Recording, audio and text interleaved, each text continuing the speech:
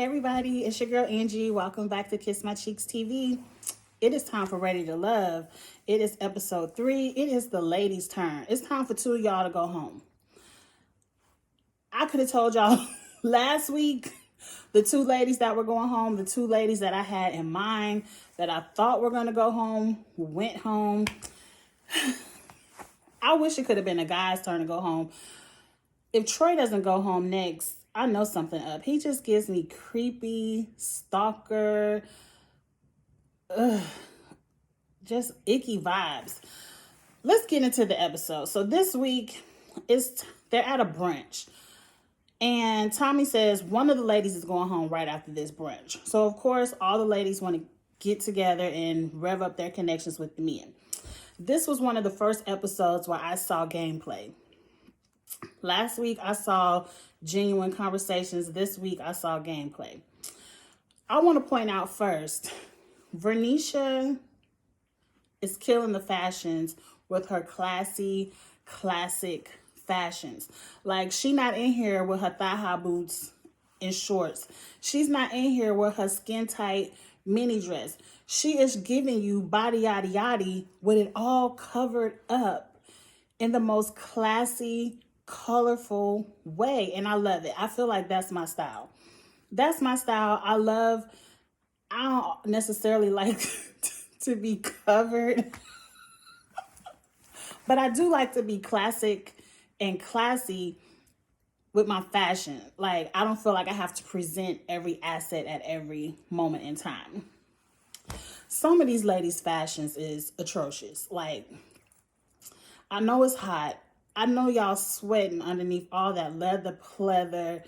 It just looks like a stank mess. But this ain't a fashion show. Let's get into it. So the first thing I wrote in my notes is Troy is kissing everybody. Like, he went from kissing Miss Fly to kissing Miss Andrea. He was kissing Amber, the attorney. And he thinks it's cute. Don't kiss me. I am not a touchy-feely person with strangers. With my husband, yes. With not even with family. Like, I ain't never been one of them family members. Like, I remember when I was younger, and you know how you leave your auntie house and all the older aunties want to kiss you on the cheek. I used to hate that. I'd be like, don't touch me. I don't know why I'm like that. I'm very weird. Everybody has their own ways. So Troy would have been voted out first. If you are a stranger coming up kissing me on my cheek, like, I don't like that. I don't. And it's very hard for me because I have some friends who are huggers. And I'm not a hugger, but I have to make myself, oh, okay, girl, yeah. I'm just not that. Very straight. I'm a talker, but I'm not a toucher. Up next, we see Amber and KG have a good conversation. Was it a good conversation? They were really talking about, what was old girl? Naya. And Amber was like, I don't think it's fair that a woman doesn't have to pay half of the mortgage. Like, why should I sit up and save all my money and you pay all the mortgage? Like, yeah, duh. But I feel like, and it could have just been me, and we didn't get to see the whole conversation, but I feel like KG was hooked. Like, oh, somebody who I could split a mortgage with. Okay, let me talk to Amber. It was like the opposite of last season. And I'm like, I just didn't get to see them connect. It seemed like they connected because they agreed that Naya was on bullshit. I agree with you too, KG, but we still don't know if you all have any other kind of connection. But let's move on. Amber was one of the ones who I said looked a hot, sweaty fool. Like, she had on some kind of pleather outfit, and then she had on hot pink snake thigh-high boots. I said, you look a fool. You are an attorney. I expect for you to be more. Anybody, when they get off work, can be whatever they want to be. I just expected her to be more pulled together. Leave it at that.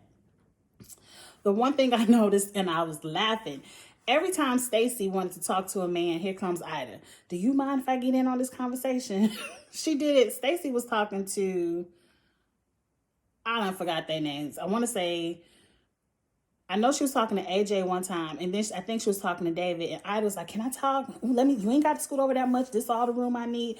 I would have said, Ida, go over there. Go over there. I'm talking to him right now. You'll get your turn. But Stacy was being nice. Y'all already know Ida was the one who went home after the brunch. Ida does talk too much. I don't think she ever really got comfortable in the group dating setting. And Ida got a little bit of tick, tick, boom up here. You can kind of see it. It's kind of like just a little quirk. I ain't saying she crazy, but a little quirk, something you can't really put your finger on. And it's kind of like, I don't think the guys were connecting with that. But let's move on. Who has something going on next? David was talking to Tressa and Veronica about waiting until he gets married to have sex again. I don't care. I'm with Tressa 100%. No, sir. I'm 40 years old. I don't want to wait. Your dick can be trashed and then I'm stuck, or then I've wasted my time. No, sex is very important in a relationship to some people, not everyone, definitely to me. And if it's trash, I wouldn't want to be waiting and then be disappointed, because to me, it's important enough to where I don't see myself having bad sex for the rest of my life. So I definitely would want to test that out. But I got my faithful religious earrings on. Bad. You should wait until you're married if that's what you want to do. It's nothing wrong with that. Moving on.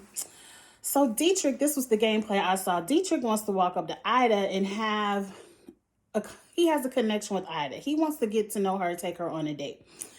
And I'm like, isn't Dietrich the one who Ida walked up to last week and said, I think you're gay, and then just walked off? I don't see why, if the only interaction you have with a person is they say, you look like you giving me gay vibes, I ain't really trying to date you. And I don't know why Ida was too happy to want to date him if he gives you gay vibes. Gameplay to me, but let's move on from them because we already know, Ida is the first one to go home. I did like how Ida was like, you ain't got to hug on me too long. It ain't too much of an all because y'all voted for me, right? All that ass touching and you want me to go.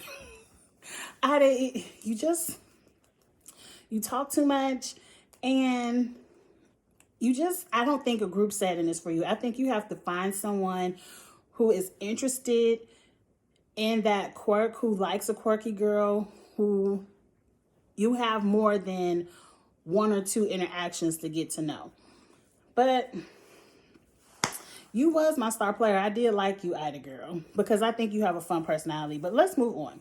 Tommy tells everyone it's time for some old school dating, so let's get into the old school dates. First, AJ and Alexis. Is it me? I know it's not only me. And I know I look at Twitter. A lot of you all go up for AJ. I don't see it. I guess I'm not really into bald heads and those scruffy, like long beards where you can rub in them. Like, I don't mind a beard, but once I got to start running my fingers through your beard, that ain't really a turn on for me. But to each their own. But let's get into what they were talking about. The first thing I wrote is, Miss Alexis, you're supposed to be fly. Everyone calls you fly because of your fashions. I don't see it. When you gonna put on a good outfit, girl? Moving on. Alexis last week was talking about she has sex written on her forehead. All men want is sex from her. But throughout this entire date, everything she said was like, let me say it right, an innuendo, like a little hint to, oh, I like it when it get hard. Oh, I like it for it to be wet. Oh, I like it for it to be hot. Like, everything led to sex. And then this man tells you, when you grab my face and run your fingers through my beard like that, it gets me in the mood. And so you constantly do that. But you don't want a man to just want sex. I'm like, girl, you leading with the vagina. You give me, Alexis, because you do it throughout the entire episode on every date you go on. You give me the type of woman who, yeah, your body is banging and you cute. So you feel like if I can get a man to want me sexually, he will want me for everything. And you got the game backwards, Alexis. Men don't have a problem sexually wanting anyone. They like the chase. They like to get to know you. They like for you to be like, boy, you ain't all that. Boy, you ain't about to get up in this. You know, they like a little bit of chase. They like to put in. Men actually like putting in the work. So once they're working to get to the sex, they're working to get to it. They're getting to know you, so they're falling for you. But when you lead with the vagina and you be like, oh yeah, the sex is wide open for you. You know, I like it hot. I like it hard. I like it wet. You doing all of this. And then pop, it's like, okay, they got it and they gone. I'm over her. And because she said something else, was like, oh yeah, you a music producer. I like the music. And if you could sing, these panties are dropping. And I'm like, ugh.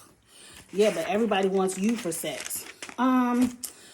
Jason and Kyra, I like them. They are a couple who I would put my fingers crossed that they vibe.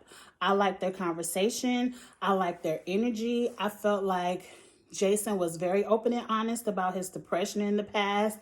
He was open about, you know, going to counseling and that really helping him, because I can understand that could be a red flag for some people, but he took the conversation there and then he finished it. Like, he was like, but I'm not against getting help. I have went and got help. And if I feel like I need help, I can get it again. I like them. Plus, I like Jason said he was on the swim team. And, you know, anybody on the swim team I like, because I was on the swim team too. I was on the swim team too. So I like us swimmers.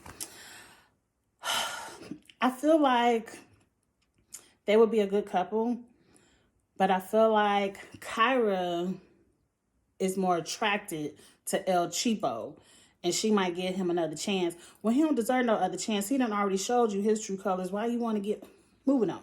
Moving on. Joel, David, Troy, Vernisha, Liz, Andrea, and Amber all went on some date where they were coloring boards. I don't know. It looked boring. I told you my best friend invited me to one of those sip and paint things. And I just was like, I hate arts and crafts. I don't want to sip and paint. But it's my best friend. It was one of her birthday events, so I had to do it. And then I ended up having a really good time. But it still ain't my first choice of activities to want to do. Troy is being creepy again because he kissing all over Amber. And Amber, I would slap his ass. Like, she trying to be cordial and roll with it like, yeah. No, I would slap his ass. Like, don't be putting your lips on me. It ain't like that. And he always leading with, I could take you to Spain. I could take you to Italy. And I'm like, I don't know you. I'm not going anywhere. I don't even want to go to New Orleans with you. I don't even want to go to Dallas. I don't know you. Let's just sit here. How's your mama? How many brothers and sisters you got? What do you actually do for a living? You know, get to know me first. Moving on. I see Liz talking to Joel. And I like Liz and Joel. I do. I like Liz the best because she is one of those, like Amber is, not Amber, but one of them. It's another 17-year or two. But I just don't want Liz to get caught up with David. I know David is cute and everything, and he's saying all the right things that women want to hear. Let's wait to marriage, and I love the Lord, and all that good stuff. Something about David I don't trust. I don't trust it. I like Joel for you better. It looked like Joel might have to have some competition between Vernisha and Liz, because I guess Joel told, you know, Vernisha, look, I'm feeling Liz too. I want to get to know her. You got to get to know more than one person. But Vernisha was like, yeah, but he came and he spoke to me, so I'm happy to, you know, he ain't leave me out in the dust. I think Vernisha sees what I see in David, and she was like, I'm just going to sit here and and have a good time, but I ain't really trying to get to know David either. Okay. Now we have another cooking date. I didn't write down everybody's name who went to the cooking event. It was too many of them. The one thing I noticed, Tressa calls Dietrich Paul. And I thought that was hilarious. But then I remember he is a grandpa. And everybody, like all the grandkids, call my dad Paul too. So it's like hilarious. What interested me about this conversation is last week, Tressa asked Dietrich, is she her type? Is he attracted to a thicker girl? And Dietrich told her no. He was like, I used to be, but I'm not anymore. What the fuck does that mean? Like, what does that mean? I don't get it. But they have a good conversation. They talk about spices, and he was like, I'm going to take you to a spice store. And, oh, yeah, I really want to date you now. I don't trust him. That gave me gameplay number 2. It gave me Ida is gone, so I need to try to latch on to somebody else. So let me try Tressa. Tressa look like don't nobody want her. Maybe we could hook up and ride this to the end. That's what Dietrich gives me. That's what he gives me. I want to hook up with somebody and say I have a connection with them and ride them to the end so we can make it to the end. I don't like it. I wrote it down. Tressa, why are you asking people if they like your body type or not? Like, I just feel like I'm a big girl myself.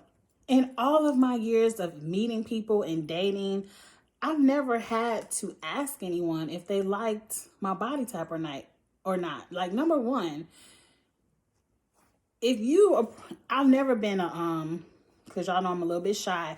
So I've never been an approacher of men. I've never been one to be asking somebody out on a date. So if you approach me to want to come get my number, to want to ask me out on a date, then hell, you got eyes.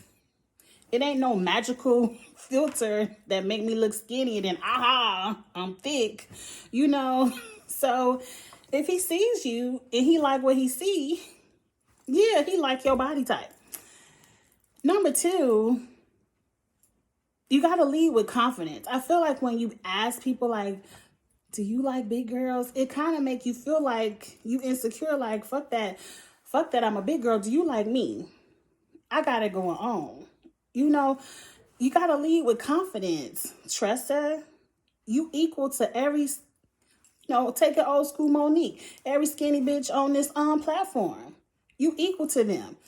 Ain't none of y'all got no man. So you ain't in no different position than anybody else. So you got to lead with confidence. You got that body. You got it on display. These men like what they see. And then I don't understand Dietrich. Last week, you ain't attracted, but this week, because y'all want to go to the spice store, you are. I wouldn't trust his ass, but let's move on.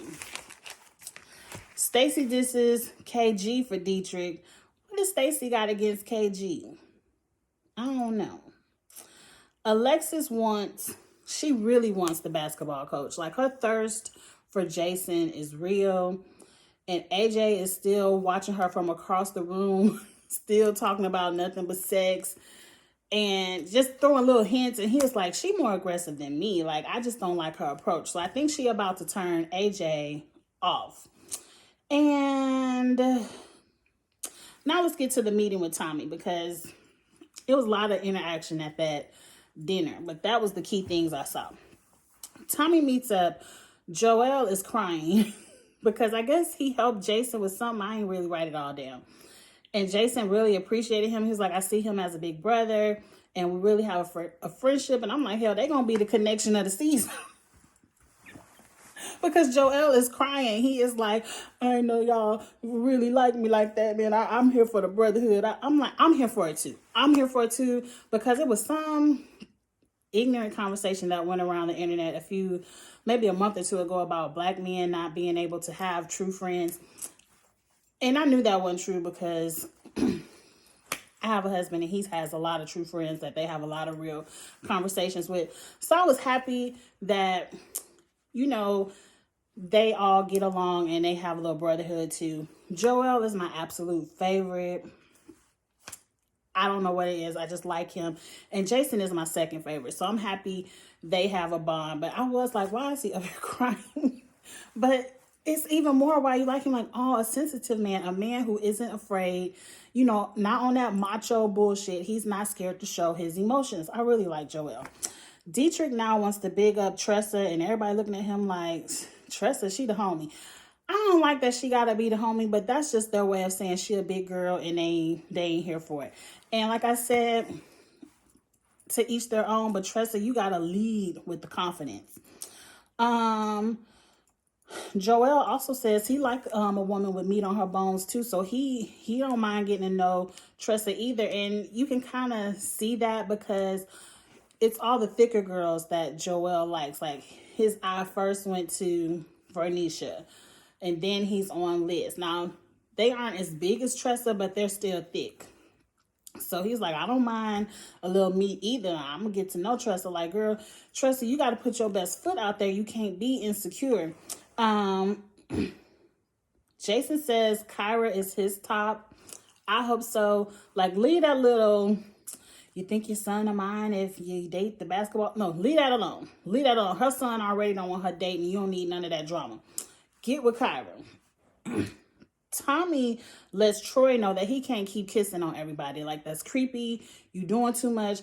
I'm telling you, next week, if Troy don't go home, I'm going to fast forward through every one of his scenes. Because I don't think I can watch too many more episodes of just his bullshit. And the more you look at him, he's not even cute.